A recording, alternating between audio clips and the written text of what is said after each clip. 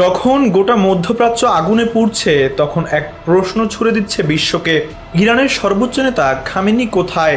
12 দিনের রক্তাক্ত সংঘাতে যখন একের পর এক ক্ষেপণাস্ত্র আশ্রে পড়ছিল তেহরান ও তেল আবিবে, তখনই গোপনে চলছিল আরেকটি অভিযান। ইসরায়েলের দাবি তারা আয়াতুল্লাহ আলী খামেনিকে হত্যার পরিকল্পনা করছিল।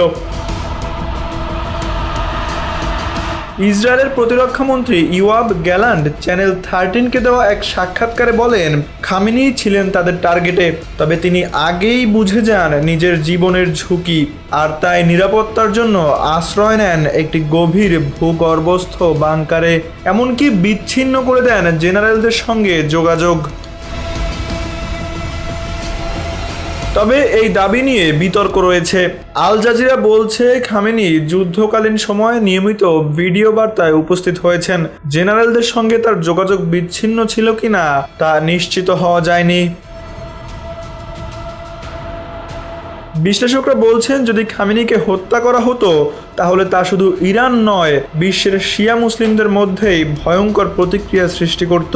এই হত্যা চেষ্টায় যুক্তরাষ্ট্রের নামও এসেছে। কেউ কেউ বলছেন ওয়াশিংটন এতে সায় দেয়নি, তবে ইসরায়েলের ভাষায় এমন কাজে কাউকে অনুমতি নেওয়ার দরকার নেই।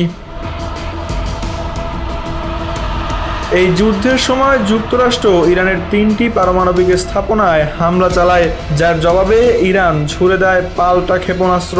ইসরায়েল যুদ্ধ থামিয়েছে, কিন্তু দাউ দাউ করে জ্বলতে শুরু করেছে এক অস্থির প্রশ্ন, এটি কি শুধুই সাময়িক বিরতি, নাকি পেছনে জমে উঠছে আরো ভয়াবহ বিস্ফোরণের প্রতিধ্বনি? তানভীর আহমেদ, এনপিবি নিউজ।